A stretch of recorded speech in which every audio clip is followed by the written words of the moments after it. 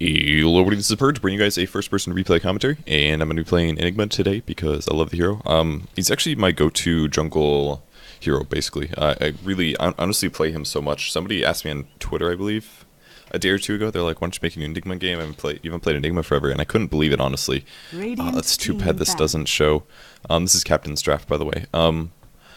I honestly play Enigma at least, like, once every 2 weeks or something like that. Like, I play Enigma all the time, and the reason I stopped posting videos because I felt like I uploaded too many. For some reason, I always feel like I upload too many videos of the heroes that I like a lot, like and play a lot, which is like Venge, Enigma, Venomancer, stuff like that.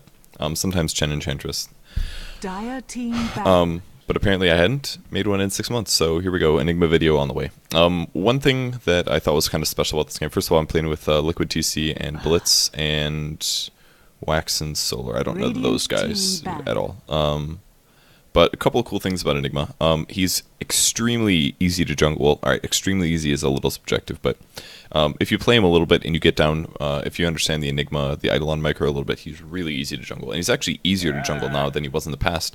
And that's because Valve finally added animations to neutral creeps that cast their spells on heroes. So normally when you take control of a neutral creep with a Chen or an Enchantress or a Helm of the Dominator, it adds an animation to your cast. But the neutrals, normally when you pull through, like you'll see it sometimes, you'll pull a Centaur into a group of creeps, it'll just immediately stun, and you won't have a time, and there will be no animation. Well, they finally added like a full, nice, cool animation to the Centaurs and the Ursas. Actually, I don't know if they've done the Furbolgs yet, but they added it to the Centaur stun at least, so the Centaur stun looks cool, he jumps up and smashes down, there's a big AoE, but it actually does an animation, it's not just an instant stun like it was in the past. So this means that whenever you spawn Eidolons, you have slightly more time to micro them and split them up, and it slightly reduces the DPS output of the Ursas, or whatever. Mainly the Ursas are the main problems, they're really nasty against Enigma. So it's a very slight benefit towards that camp, and I guess not that many other ones. I mean, it's basically the Ursa. The Satyr doesn't nuke, I don't believe, unless there's 3 players. I think that's about it. So, just the Ursa. Ursa camp, which is the hardest one, is now a bit easier, so keep that in mind. Other important cool stuff. You can get a mech really fast with Enigma. I always advocate going Soul Ring into Mechanism in the jungle. You should have that with boots by around 13 minutes, if not earlier. If you get kills, you can get it a bit earlier, but most of the time you're just going to sit in jungle and you're just going to farm it and farm it and farm it and farm it and pick it up. So from there, I don't usually recommend getting a lot of different boots. Usually, I kind of just sit on brown boots for a really long time because you don't really need to upgrade your boots. There's rare situations where I would grab arcane boots, such as if you're against an EMP Invoker, but nobody ever plays those right now, so you don't really need to get arcane boots. And arcanes are kind of vaguely nice against an anti-mage or other mana drainers or whatever, but usually arcanes is completely unnecessary. With just a soul ring, you should be completely covered in terms of mana needs. So I would do usually arcane boots if you really need it, brown boots. If you want more survivability, treads is actually really nice. I like getting treads, though sometimes you can skip treads and just grab an ogre club because it's the same. It's actually more survivability to grab an ogre club, and then later make that into a BKB if you have the extra item space. That's an option. That's enough about boot choices. Let's talk about Captain's Draft really quick. You don't get to see it here exactly, it's a little weird, but basically if you guys haven't played Captain's Draft yet, and it's really cool. If you're sick of playing against Spear Breaker every game, if you're sick of playing against Nature's Prophet every game, or whatever OP hero, go play Captain's Draft. And what Captain's Draft does is it takes all the heroes in the game and it picks 25 of them randomly, and then each team gets to pick a captain, and then the captain will ban 2 heroes, and then they will start picking from the draft. So basically, not only are 75 of the heroes completely out of the game, but you also get to ban the 2 annoying ones that you really don't want to deal with, or you think are overpowered, or you just hate.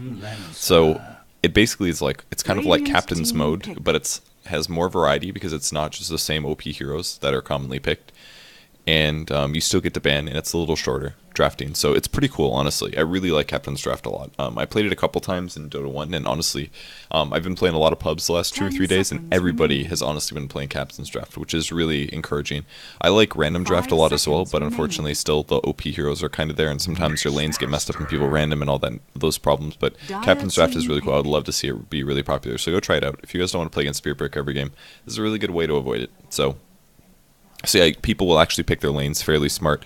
I've had a couple games where things were not very good at all, but it should be okay this one. So our team is the Dire team. We have Venomancer, Mirana, Spectre, Magnus, And the last hero, believe it or not, guys, is going to be Enigma. I know, big surprise. Sorry you couldn't see the overlay, so you didn't really see what else was in the pool, but it's not that important. Basically, you just ban out the 2 heroes that you think are annoying, and then you just have to draft your team on out. So what I'm actually doing this game is an offlane Enigma, and this is a bit different than what I normally play when I play Enigma. Almost always I do a jungling Enigma, and this basically means that I sit in the jungle for a very long time and I grab farm, and maybe I gank, and maybe I push and do whatever.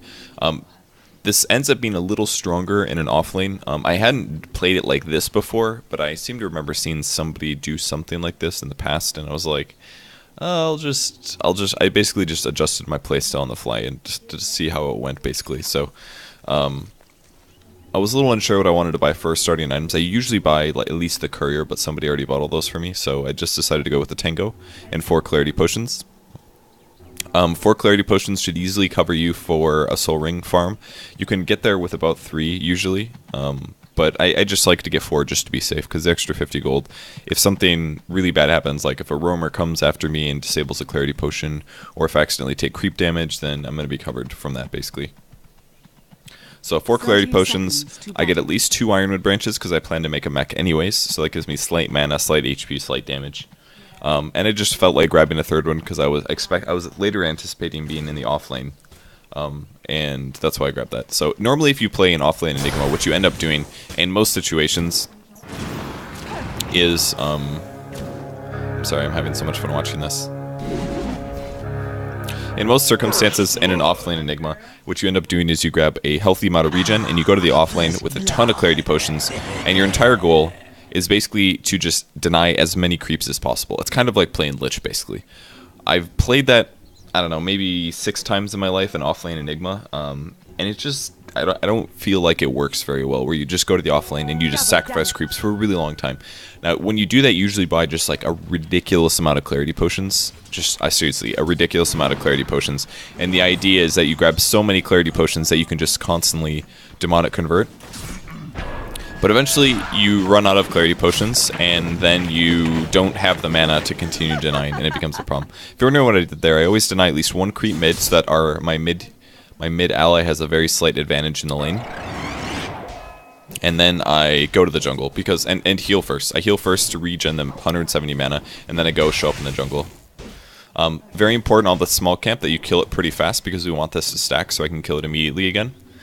And also important that I killed the Troll Berserker before the movement speed creep. The reason I killed the Troll Berserker first is because those do piercing damage. The Kobolds with the cup, they do very little damage. So I wanted to kill the ones that had the highest DPS, because they had the best chance of killing my Eidolons prematurely. So you got to keep that in mind when you play jungling heroes. I've got a Centaur here, which is a pretty easy camp to kill. I'm going to spawn Eidolon. See, look, isn't a pretty animation. At this point, I select the Eidolons, and I see which one's taking damage, and right before it dies, I move off. And this is a little harder to do in the very early game. That was kind of weird that he went for that kill. I'm surprised he didn't change targets to the other one, but regardless, I killed the Centaur camp. Centaur camp's dead, and I'm already almost level 3, which is really good. Looks like they're going to get a kill in the mid lane. And the creeps killed him. Mud golems are mostly no problem for Enigma, assuming that his Eidolons have already been spawned. I'm obviously not microing this very well, but I'm going to spawn on one of my Eidolons, because I knew the other camps are cleared, and there's a low chance of me being able to recast this one. So in every, I think, it's probably like 4 attacks or something like that, then the Eidolons will duplicate. They can only duplicate up to twice. Radiant's middle tower is So under attack. I've almost got my Soul Ring here. I want to make sure that my Eidolons always initiate the attack first, that they pull the aggro, so that I don't end up getting a clarity potion broken. And again, always micro back the low HP Eidolons. It's pretty fun to micro Eidolons, actually. It's kind of similar to StarCraft micro. Might lose a creep here. Yeah, I did. I remember losing this one here. So Wildkins are actually a pretty scary camp. They do the big Wildkin does chaos damage, so he hits pretty hard. It's kind of like a Centaur plus a little bit extra on top of that. So I decided just to right-click AFK, because this camp was going to die anyways, and now I have a Soul Ring. So now that I have a Soul Ring, I've picked up level 4. It's almost 3 minutes basically. I'm going to send the courier back to go get the Soul Ring, and I'm going to shift to the bot lane finally. So my goal at this point is now to deny the Phantom Lancer. A couple thoughts about this in comparison to sitting on the off lane by myself consistently the whole time. I'm already level 4 is the important part. I can only grab that creep. I wanted to grab the catapult, but I only got the melee creep, unfortunately. Cool parts about this are that I already have a soul ring. I've had 0 chance of dying at this point. I've already guaranteed myself a level 4, so if I do get chased down, I have a better chance of surviving because I have more HP and more survivability. But most importantly, I have the soul ring already.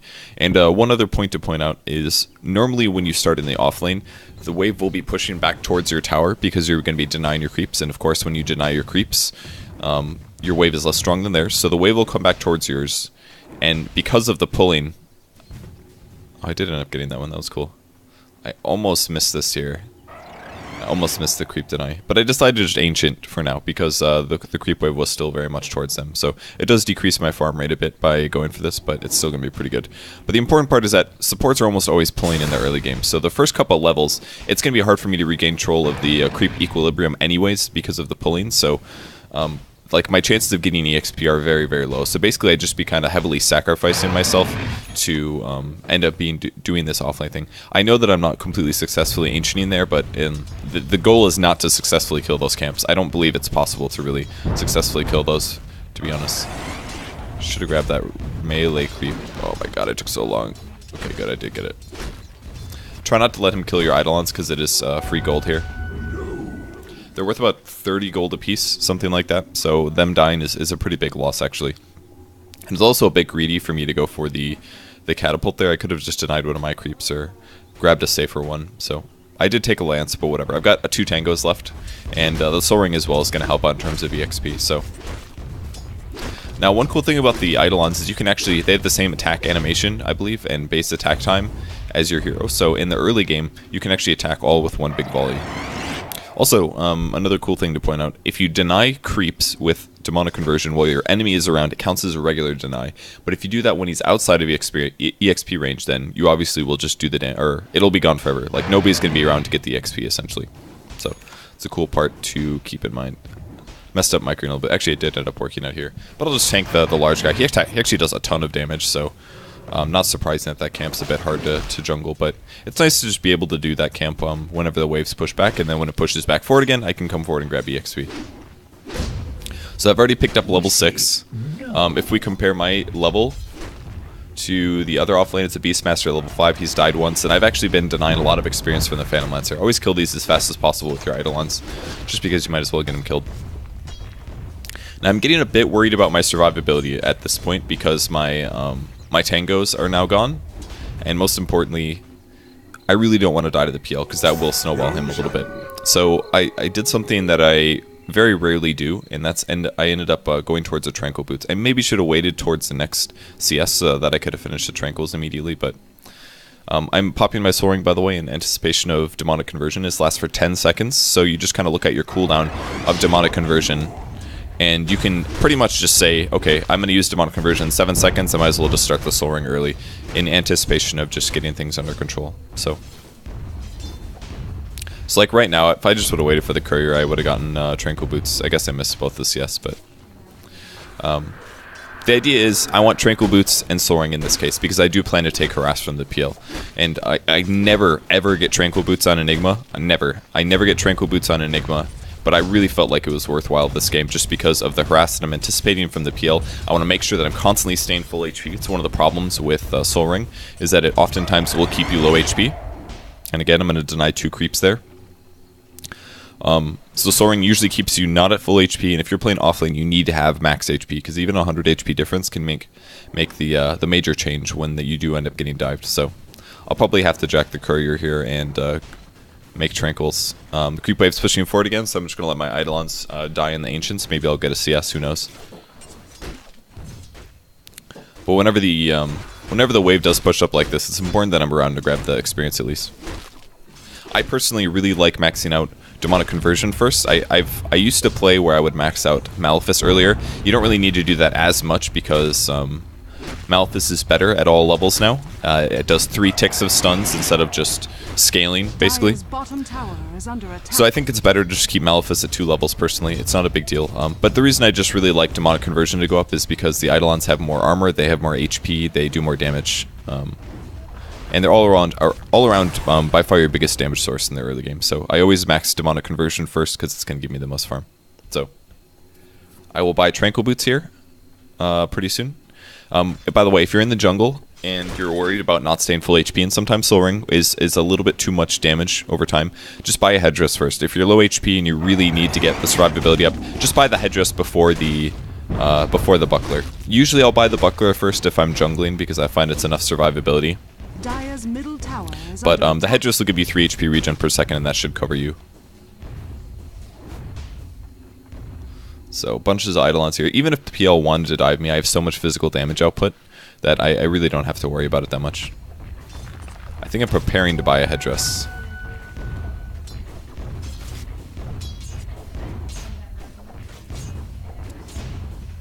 Attacked a little early there. So much damage is wonderful. And again, gonna deny creep, pull the Eidolons back. Apparently he was ganking me. I really had no idea, but it's not safe to go out, basically. So, here comes my items. There's no point going down another CS. I honestly will just continue to control the creep wave and push things out. And this is one of the biggest benefits, I think, of doing this delayed jungle thing. The cool part is that the supports are gone at this point. Like, the supports aren't pulling anymore. At some point, the supports want to stop pulling. And this is really beneficial because I actually... I can keep the creep in my favor at this point in the game. They pinged on the Tinker, so I went in for a stun here. It's a little scary to do that, but it should be okay. middle tower is under attack. And there we go. Trinkle's in work, so we got a kill on the Tinker, which is pretty good. I think the PL ended up surviving, but that's fine. And now I just have crap loads of regen items. Soaring gives me 3 HP, Headdress gives me 3 HP, Tranquils naturally gives me 3 HP, so I actually have like a ring of health essentially, and this is feeling really good for the early game. I accidentally bought extra Ironwood branches, so I should technically only... I guess if I make a wand, I still don't have enough Ironwood branches, but it's really nice to have all these regen items as the offlane. Like I said, you want to stay absolute max HP if possible. Now I'm going to cast Demonic Conversion on the Catapult, because Catapult is the hardest creep to kill and we're trying to push here, so we want to keep going on this.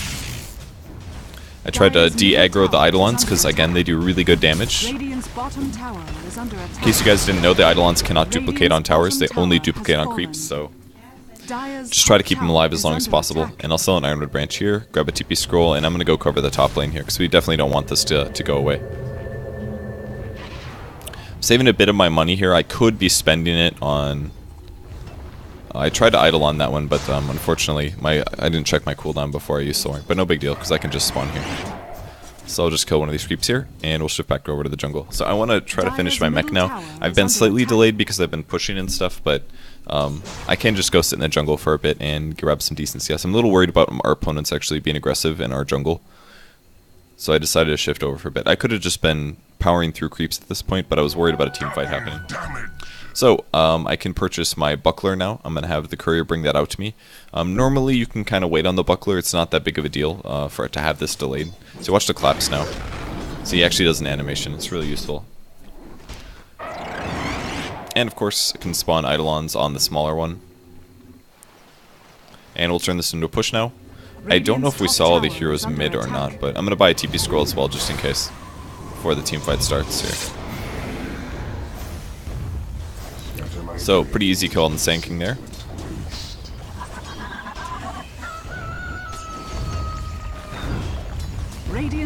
It's really hard to de-arrow those before they die. Radiant's top tower is under attack. So, it doesn't really matter, I'll just take a bunch of damage. And now I have Buckler, so... The reason most people grab Buckler before the Headdress is because Buckler survives you, gives you a lot more burst survivability than regen over time, basically. The regen over time is pretty nice, but obviously the Buckler gives you 5 armor, and when you activate it, gives 2 armor to yourself and everything else. So it's basically a 7 armor item in the early game, which adds a huge impact towards survivability against physical damage output. That only covers me against very little on their team. It's like Beastmaster axes and right clicks from PL, but his lance does magic. You know, Lina obviously does magic, a lot of stuff like that. So the Buckler doesn't give me that much personal survivability, but just getting the mech finish is going to be really beneficial. So cool things that I accomplished this game. I'm still going to get about a 13-minute mech. I'm about 100 gold away from this. I was also able to deny EXP from the PL because I shifted to the bot lane. I shifted there. I still had the same rate of farm because the supports left the pull. So the creep equilibrium was always in my favor. I was constantly denying creeps from the PL, and even when the wave was too far away, I could bring some Eidolons into the neutrals, into the ancient spots, and I could occasionally get one of the creeps. Again, it's not as efficient ancienting as it is just hopping in the jungle, because you never have to slow down your farm at all, but I was still able to get relatively fast items. And there it is, 13 minute, 20 second mech is on the courier. So now I can bring a mech, I can go push with this. I really usually like purchasing a magic stick at this point. I think at least a magic stick on Enigma is pretty nice. Sorry guys, that was me. My bad. Just DND this one. Dire's bottom tower is under I think grabbing a magic stick is really, really, really nice on Enigma. He's essentially a hero that wants to stay alive as long as possible in a team fight, and this is for the opportunity of black holing, basically. If you don't have really good survivability as Enigma, and you're trying to set up the right black hole, you're either put into an option where you die, or you do an unideal black hole, and you never want to waste your black hole without getting a good channel off, or potentially killing a hero with it. Just using it to save yourself, for example, like that should never happen, basically. So you usually want to buy a lot of support items or survivability items that'll keep you in a pretty good spot. So I think the reason I hadn't pulled the courier out yet is because I wanted to keep farming. Will told me to go back to the bot lane at this point, probably for creep equilibrium and denying the PL from taking the tower. But again, no problem. Illusion is here. We'll kill it, and I can use Tranquils immediately afterwards, and that's going to put me at full HP. So there we go. I've got a wand now. I have a soul ring. I have a mech. I basically have 3 survivability items. I have 1000 HP. I'm level 11. I haven't died yet, and I've assisted. And this is like way more contribution than you can normally see out of a lot of offlane heroes. Actually, I could definitely see myself playing this role a lot more, just like an offlane Enigma. Start in the jungle, assuming we don't have a Bat Rider, of course, but start in the jungle, shift to the bot lane, and deny a lot of farm from their carry. It's still a little scary against some heroes, but Enigma is actually a lot safer than many other offlane heroes because he has a hard stun. He has a way to do a ton of physical damage in case you get dived. His Eidolons can right click and actually pose a serious threat. When he's 6, he can make a huge teamfight contribution if there's a TP support. I just love Enigma, honestly. I think he's a really strong hero. Usually when we put him in the jungle, he can make your lanes a little weak for the same reasons that Nature's Prophet makes lanes weak. It's like you have a guy that just sits in the jungle.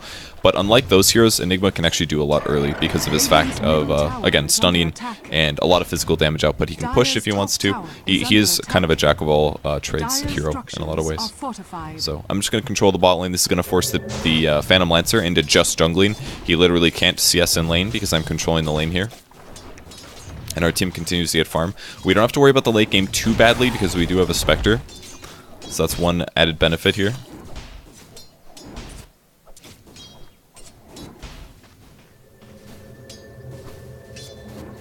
Unfortunately, the Eidolons there, they duplicated as they started to attack on the allied creep, I think. And don't want to feed those to the Tinker, of course. As soon as the missile hits, strength will up. And unfortunately, I let the creeps hit me.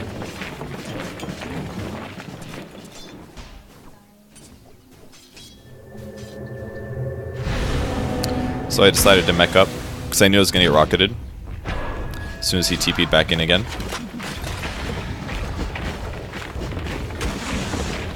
Luckily, I dodged out of the missile range, so I didn't take extra damage there.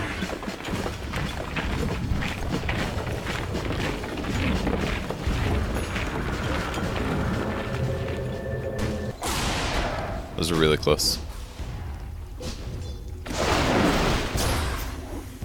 Midnight Pulse is really good for clearing trees to reduce the juke time here. And there we go, we're able just to right click him down. Also helps with Magnus getting the kill. So, look at that, 11 HP per second. I was like really liking the Tranquil Boots this game, I felt so safe. I'm going to kill the catapult here. Normally you don't want to kill catapults if you have any desire to push at anytime soon, but the tier 1 tower is already gone, so I wasn't too concerned about this. I'll just kill the catapult then. So, and pretty much full HP again, so all is well. So I was able to use Malphus to stop the TP. It was a nice ulti from Spectre there. And my Midnight Pulse was really late, now that I was watching it after the fact, but at the time I was a little surprised that a kill was able to be made there. But as soon as I stopped his TP, it really screwed him over, because I don't know how much mana he had, but he unlikely had enough to survive. And I believe we're going to try to Roshan at this point. When you are Roshaning, make sure that your Eidolons duplicate. If your Eidolons do not duplicate, then you can't cast Demonic Conversion on them.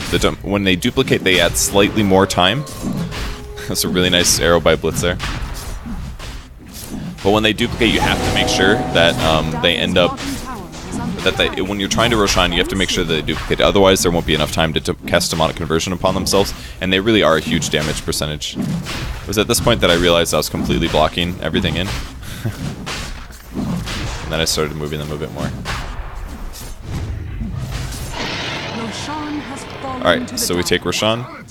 I don't think they got any tactical advantage from this other than some lane control. So I think we'll be okay here. Dire's top tower is under attack. We're a little worried about top going down. I could TP this, I don't have mech for about 7 seconds, but regardless, my survivability is pretty good. And I'm going to the right slightly because I was worried about their positioning in the jungle. I did see them retreat, so I was a little feeling okay for now. And then I was going to spawn Eidolons, and I realized I didn't have the cooldown, so I'll just go shift to the lane for some XP. I'm going to kill the catapult so it does less damage to the tower. And it looks like the team fight's going to be okay anyways, so.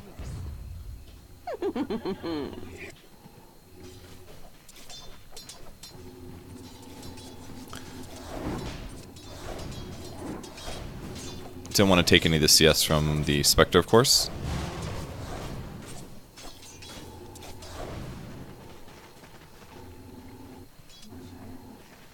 I believe our Spectre did have a Radiance on the way.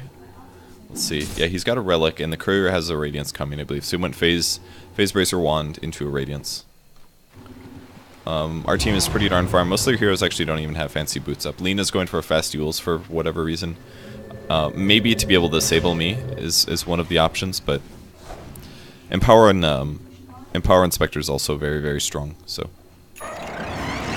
and there it is. Radiance is all finished. What is my stat growth, by the way? 2.1 for strength is pretty good. Agility is pretty horrible, and the 3.4 for int is actually really good. So, int gain is awesome. Enigma's int gain is pretty awesome. So, items from here. I definitely have my core. Like I said, most games I'll skip Tranquil Boots and I'll just go Mech Wand or Mech Magic Stick with a Soul Ring.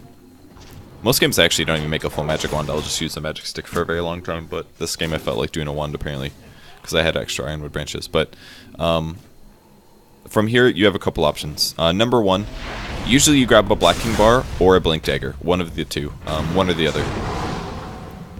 In this case, I believe I skipped the BKB for the reason of Beastmaster Roar goes through BKB, so I didn't really want to make a BKB because there was a pretty good chance of me being countered by it anyways.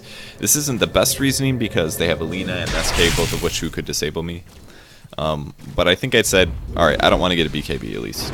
I usually don't like picking up a BKB. Some games I'll like grabbing BKB without Blink, with the idea that they'll just walk into it kind of, but that doesn't often happen very much. So I think this game I went straight for Blink immediately afterwards, mostly because I'm doing much better than average. And among other things. We were really close to killing that guy. If he blocked him at all, we would have gotten the kill, I think. I thought the Hawk might be up there. I was close to it, I think, but the Hawk was a little bit to the left. I really wanted to Eidolon the pig, but I realized that you can't do it for some reason. I thought that you would be able to, but apparently you can't.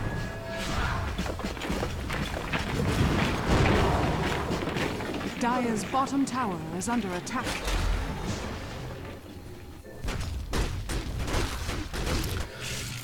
So TC's gonna go stop the push with his Radiance. I'm sure the reason he went Radiance is because he was against a PL. And any AoE really helps a lot against that hero. We're definitely considering pushing in here for the wave, but it's really hard against a Tinker. Tinker PL is actually a pretty normal combo. What the idea is that Tinker will just spam March at any place where they're trying to push, and this will give you time for your PL to get really farmed. In late game, you should lose, basically. So while we're waiting around, I said I could be jungling or farming, so I just sent the Eidolons from the jungle. I'll be able to pick up some CS here, if they don't all die, of course.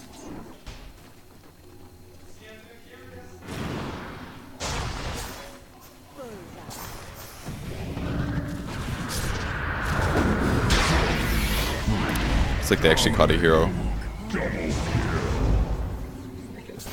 So it worked out pretty well. So what happened there that we didn't catch on the camera? The Beastmaster was arrowed, so the Magnus blinked in and then skewered him back and then into a Starfall, which is actually a really good combo. It's like looking for picks, essentially. Dire's bottom tower is under attack. Radiant's middle tower is under attack. Well, at least he Radiant's killed all the middle Eidolons, tower right? has fallen. Guys?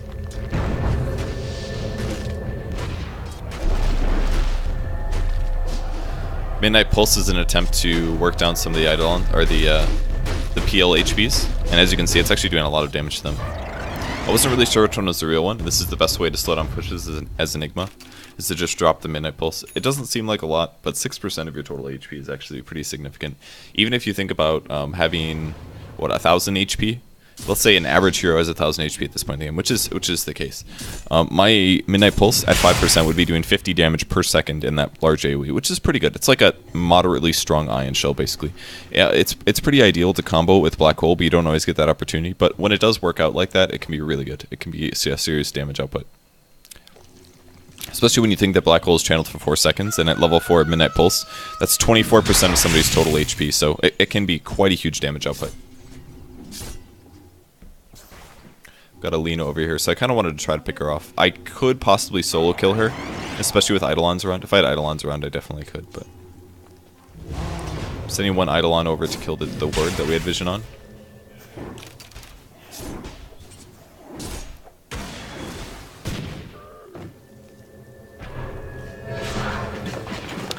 And back to the jungle. I was looking for blink opportunities.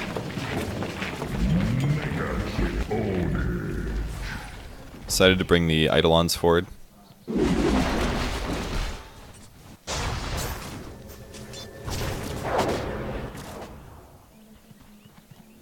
So we saw the illusion here. I thought it was real. Tower is under attack.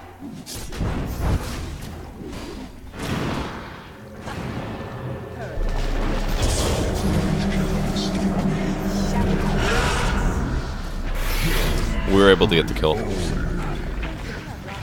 So, alright, we knew that illusion that we killed. As soon as I stunned it, it was obvious that it wasn't the fake.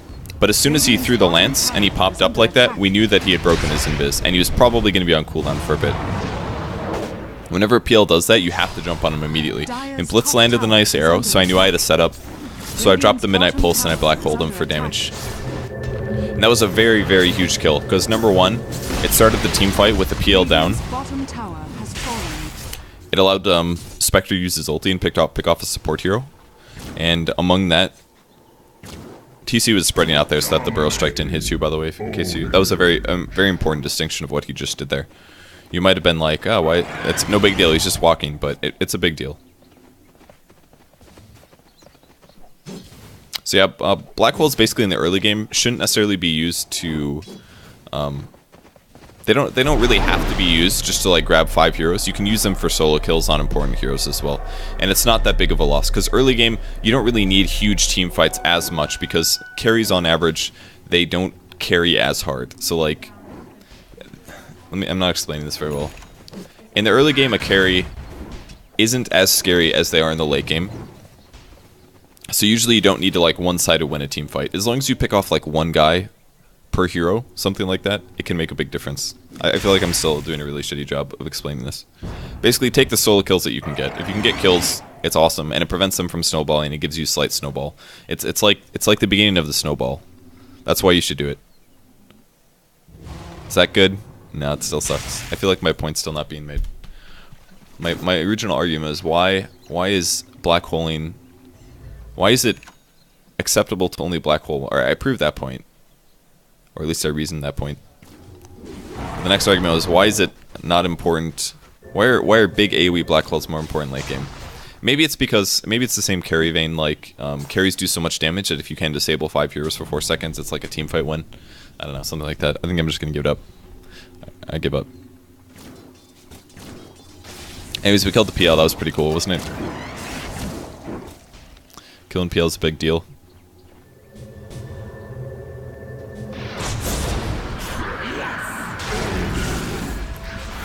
Pretty cool. We still ended up catching one.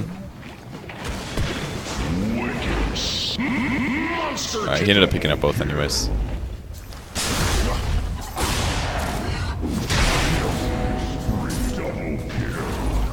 A little unsure what the Sand King was doing there. That was pretty weird.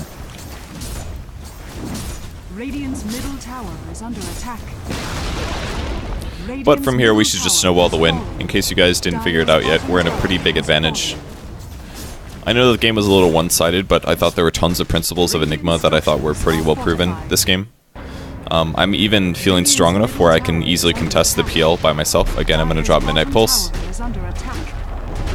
Radiant's middle tower has fallen. Radiant's middle barracks are under attack. Dominating. And the nice part is that we're so far ahead that it doesn't really matter that I backed off here. The most important part is just to prevent the split pushing, basically. Radiant's middle barracks has fallen. Alright, so now I've got 3,000 gold. Item purchase at this point. I've already got Blink Dagger. I could go BKB. I think I decided to build a Lincoln Sphere. If this game was actually close, I would have just built the Lincolns.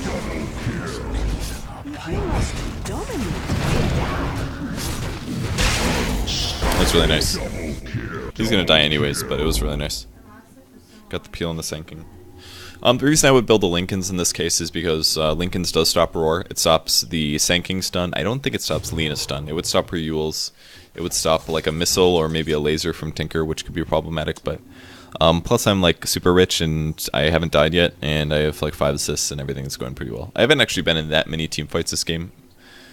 Spectre's been contributing the most at 20 kills and assists, but I'm still helping a lot. Like just keeping my farm up and having core items up like Mech and Blink just gives you a lot of advantage. So unfortunately my allies dove to their deaths, so we're gonna have to wait a bit of time before the game ends, but this gives me more time to farm, and farming is great, isn't it? Dark Trolls are actually pretty scary as well for jungling in the early game, because if the skeletons spawn, they actually do pretty significant damage output, so that's probably the second scariest camp behind the Ursa, or the Forbolg champions, or whatever the heck they're called now.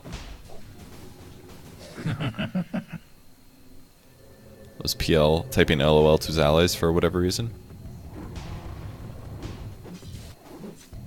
Motogolems, again, not that bad actually. As long as you spawned your Eidolons already, then they're not that bad.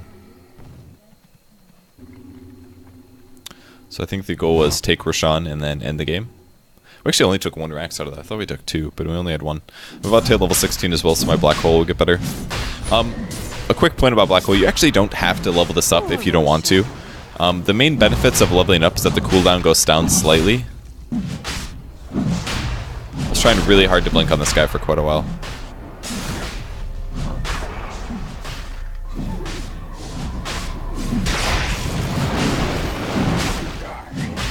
I couldn't believe that he was there. That was really weird.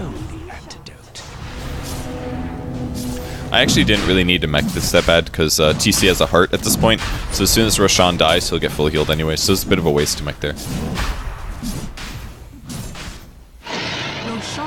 But I've got level 16. Oh yeah, the other benefits of leveling this up is it actually does a lot more damage. Can do up to 140 max damage per second, which is huge. It means you're doing like 600 damage just by channeling Black Hole on top of somebody. That's amazing. With Midnight Pulse on top of that, you're actually talking about a pretty serious damage output ability.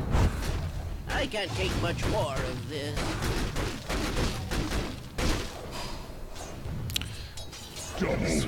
That's such a good kill.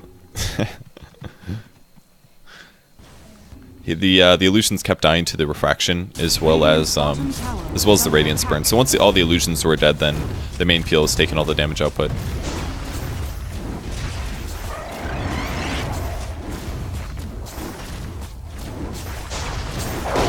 Try to let my Eidolons duplicate. They're not going to make it.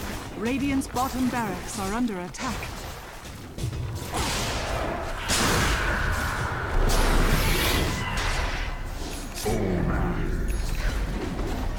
Radiant's bottom barracks has fallen.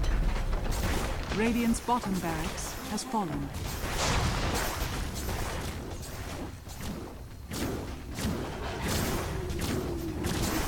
Alright, so yeah, the game's gonna end. We're probably gonna win this. I'm sure you guys are excited about this. I'm bringing the Lincoln Sphere to myself right now, actually. Just have to go buy the other 2 items, and the courier should have the recipe and the perseverance. Because dang it, I just want to have my Lincoln Sphere finished. Middle tower is under attack. Because somebody's going to look at this end game screen and they're going to be like, damn, he even had a Lincoln Sphere. And there it is. Radiant's Bam. ancient is under Are my items attack. beautiful?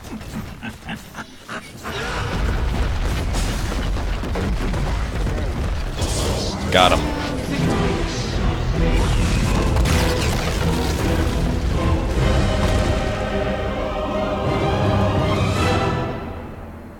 These masters are just like sprinting in there.